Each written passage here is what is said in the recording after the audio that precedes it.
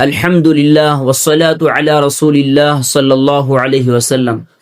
میرے بہت ہی قابل احترام بھائیوں اور بہنوں، آج کا ہمارا موضوع انتہائی اہم ہے، ہم سب کی بہت ضرورت کا ہے۔ آج ہم اپنے معاشرے میں، سوسائٹی میں دیکھ رہے ہیں کہ ہمارے گھروں میں، گلیوں میں، رشتہ داروں میں بہت تیزی کے ساتھ جھگڑے چھوٹی چھوٹی باتوں پر بڑھتی جا رہی اور گالی گلوچ تک اس کی نوبت آ رہی ہے۔ یہ ساری چیزوں کے پیچھے ایک اعلیٰ صفت نہ ہونے کی وجہ سے، اور وہ ہے کہ ایک دوسرے کی کمی کوتاہی کو درگزر کرنا اور ایک دوسرے کو برداشت کرنے کی طاقت سے ہم دور ہوتے جا رہے ہیں، اور شکوے، شکایت، گلے دوسروں کو لے کر ہمیشہ ہمارے زبانوں پر ہوتے ہیں۔ یہ ساری خرابی نبی صلی اللہ علیہ وسلم کی سیرت طیبہ کا ہمارے زندگیوں سے خالی ہونے کا نتیجہ ہے۔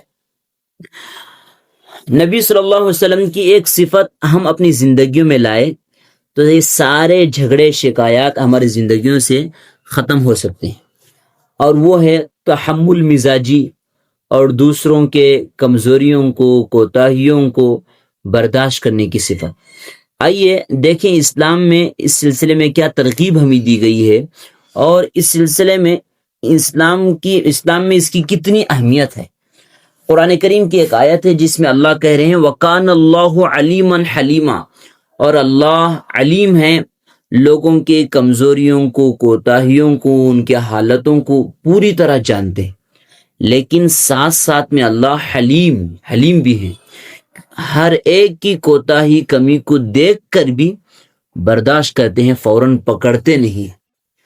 یہ اللہ کی عظیم صفت ہم اللہ کے بندوں میں آ جانی چاہیے۔ قرآن کریم کی دوسری آیت ہے سورہ آل عمران کی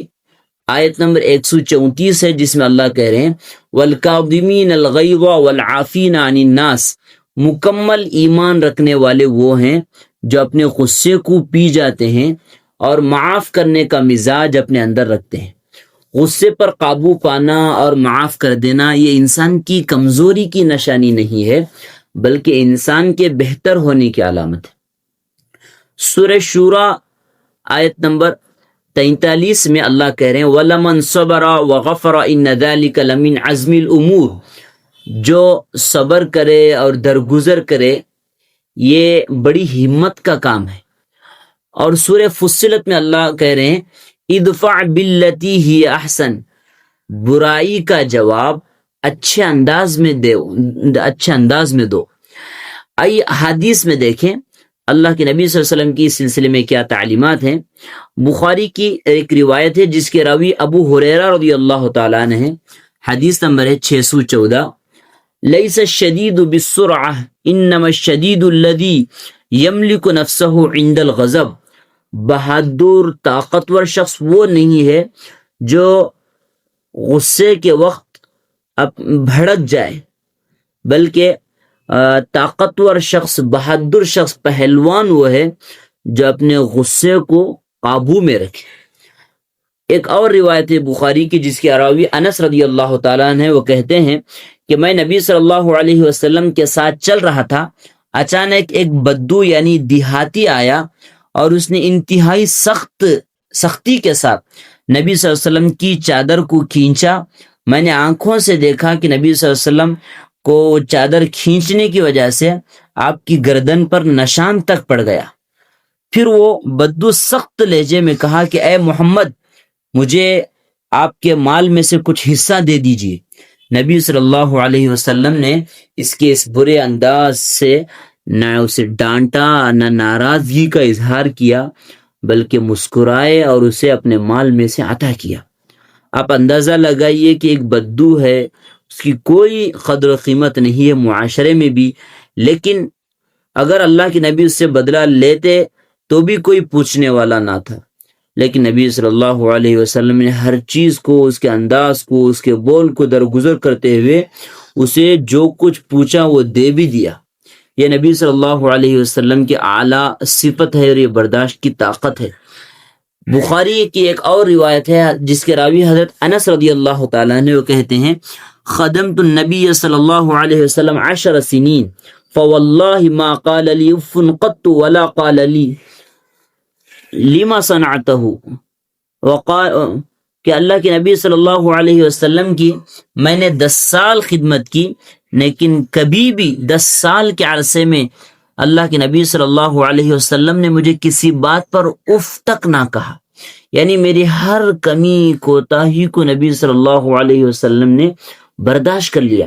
اور کبھی بھی کوئی کام میں نے کیا تو اللہ کے نبی صلی اللہ علیہ وسلم نے کبھی مجھ سے پوچھا نہیں کہ یہ کیوں کیا، اور کبھی کوئی کام نہیں کیا تو اللہ کے نبی صلی اللہ علیہ وسلم نے اس سلسلے میں بھی مجھ سے کبھی نہیں پوچھا کہ یہ کام تم نے کیوں نہیں کیا۔ یہ نبی صلی اللہ علیہ وسلم کے اعلیٰ اخلاق تھے جو نبی صلی اللہ علیہ وسلم کی زندگی سے ہمیں سیکھنے کی اس وقت بہت ضرورت ہے۔ آخر میں ہم اللہ کے حضور یہ درخواست کرتے ہیں کہ وہ ہمارے دلوں کو وسعت، ہماری طبیعتوں کو نرمی اور ہمارے رویوں کو برداشت سے اللہ بھر دے۔ ہمیں ان بندوں میں اللہ شامل فرمائے جو غصے کو ضبط کرتے ہیں، لوگوں کو معاف کرتے ہیں اور رشتوں کو جوڑنے میں پہل کرتے ہیں۔ آئیے اپنے گھروں، اپنے ماحول اور اپنے دلوں میں حلم، برداشت اور وقار کے چراغ روشن کریں تاکہ ہمارا وجود دوسروں کے لیے راحت کا سبب بنے۔ جو شخص اپنے نفس پر غالب آ جائے وہی دنیا میں باعزت اور آخرت میں کامیاب ہوتا ہے۔ اللہ ہم سب کو اس اعلیٰ صفت کو اپنی زندگیوں میں پیدا کرنے کی توفیق عطا فرمائے۔ وآخر دعوانا ان الحمد للہ رب العالمین۔